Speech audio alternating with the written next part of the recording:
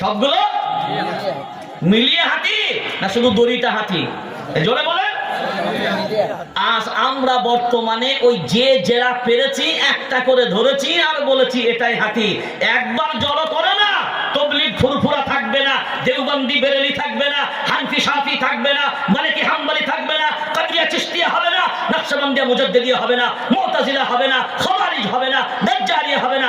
একটাই তখন পরিচয় হবে, রব আমার এক, নবী আমার এক, কালিমা আমার এক, ধর্ম আমার এক, জাতি আমি এক, কিতাব আমার এক, কিবলা আমার এক, উম্মত আমি এক। এই পরিচয় যদি বাংলার মানুষ নয়, সারা ভারতবর্ষের মুসলমান 40 কোটি মুসলমান একবার যদি আওয়াজ দেয় এক আল্লাহর পরিচয়কে সামনে রেখে, তো শুনে রেখে দেন, বিনয়ের সাথে বলছি, দলাদলি হবে না, মত হবে না, রং হবে না, কালার হবে না। একবার যদি সমস্ত উলামায়ে কেরাম রং বিভেদ ভুলে গিয়ে যদি নারায়ে তাকবীর আওয়াজ লাগায় আর 40 কোটি মুসলমান একবার যদি আল্লাহু আকবার বলে সাড়া দেয়, বলে ভারত না সারা পৃথিবীর বেঈমান জালিম গুলো কাঁপতে বাধ্য হয়। নারে তাকবীর, নারে তাকবীর, নারে সালাত, নারে সালাত।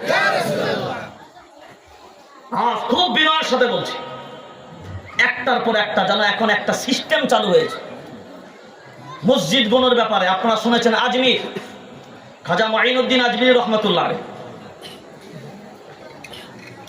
না, আমি একটা জিনিস খুব ক্লিয়ার ভাবে বলছি, আজ বলছে 800 বছর পূর্বে খনন করা হোক। কত বছর পূর্বে? দলিল শোনেন, যারা বলছে 800 বছর পূর্বে খনন করা হবে, তো 800 বছরটাই সীমারেখা কেন ধরা হবে?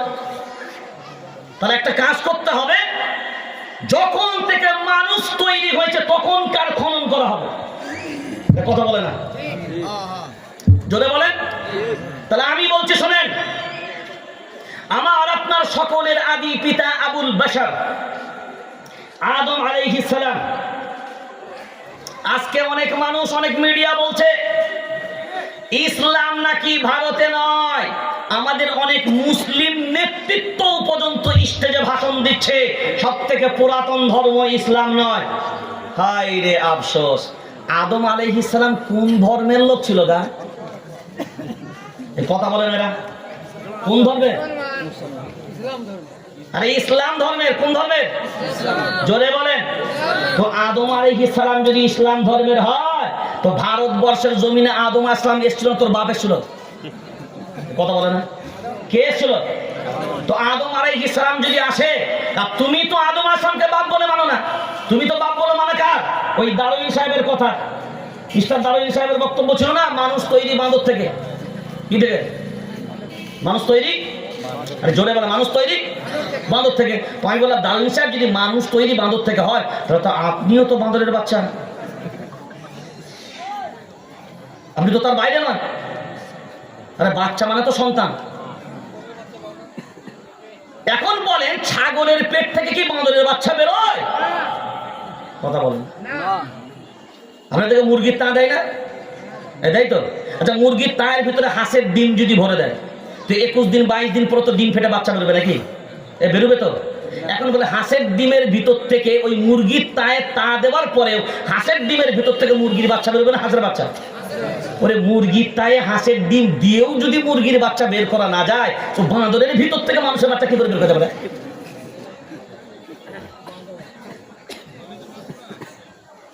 এবার আমার আব্বা যদি প্রথম এই দেশের মাটিতে আসলো, তাহলে আমরা দ্ব্যর্থহীন কণ্ঠে বলতে পারি, কারণ আল্লাহ তার দলিল দিয়েছে, ইন্নাদ-দীনা ইনদাল্লাহিল ইসলাম। আমি আল্লাহ, আমার কাছে মনোনীত ধর্মের নাম ইসলাম। তাহলে আল্লাহর কাছে মনোনীত ধর্মের নাম যদি ইসলাম হয়, আদম আলাইহিস সালাম আল্লাহর মনোনীত ছিল না অমনোনীত?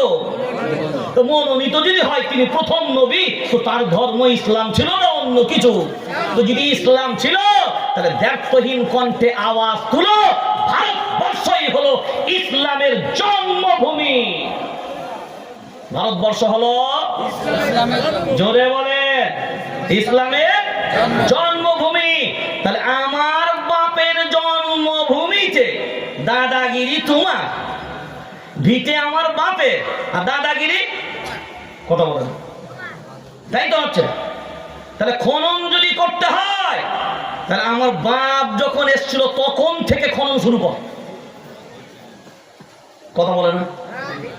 তা তখন থেকে যদি খনন শুরু করিস, কনভার্ট কারা রে? এই কনভার্ট কারা রে? কথা বলে না? কে কনভার্ট?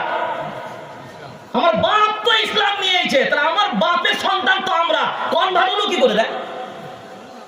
মাঝখানে কোন সন্তান বিগড়ে গিয়ে রাস্তা গুলিয়ে ফেলেছে আলাদা কথা, কিন্তু আমরা তো এখনো বলছি কার সন্তান? কার সন্তান? আদম আলাইহিস সালামের সন্তান। কার? তো আদম আলাইহিস সালাম কি মুসলমান ছিল না অন্য কেউ ছিল? তো আমরা যদি তার সন্তান হয় তো আমরা কনভার্ট হয়েছি? কথা বলে না? জোরে বলেন। মানুষ নিজের মতো করে শুধু বুঝে নিলে হবে না, প্রকৃত বিষয়টা তো বুঝতে হবে, ওরে ল্যাস তুলে দেখতে হবে, এড়ে না বেড়ে শুধু গেলে হবে না তেরে।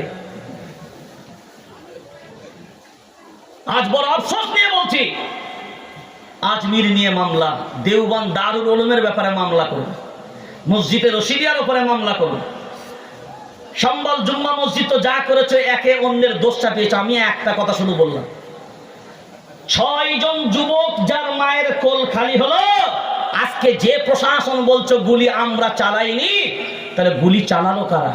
কেউ না কেউ তো চালিয়েছে। তো কেউ যদি চালাই তোমাদের উপস্থিতিতে, তোমরা তো নিরাপত্তা রক্ষী, কথা বলে না? জোরে বলেন। তাহলে পুলিশের উপস্থিতিতে গুলি চললো, এই ব্যর্থতার দায় কি তোমাদের না? নাটক করার জায়গা খুঁজে পাওনি? শুধু একটাই তার কারণ, এ মুসলমান বিভেদ করে করে নিজেদের ভিতরে বিচ্ছিন্ন হয়ে আছে। এ মুসলমানদের ভিতরে যদি একতা থাকতো, কারণ এখনো ভারতবর্ষের হিন্দু মুসলিম সেইভাবে নাই, কারণ বহু ভদ্র যারা প্রকৃতপক্ষে ধর্ম দেশকে ভালোবাসে, তারা এই দেশের বিভাজন চাই না। এখনো পর্যন্ত তারা ভ্রাতৃত্ব চায়। বহু জায়গায় ভয়ে কিছু করার নাই, উপায় নাই, তাই আজকে বহু মানুষ নত হয়ে চলে।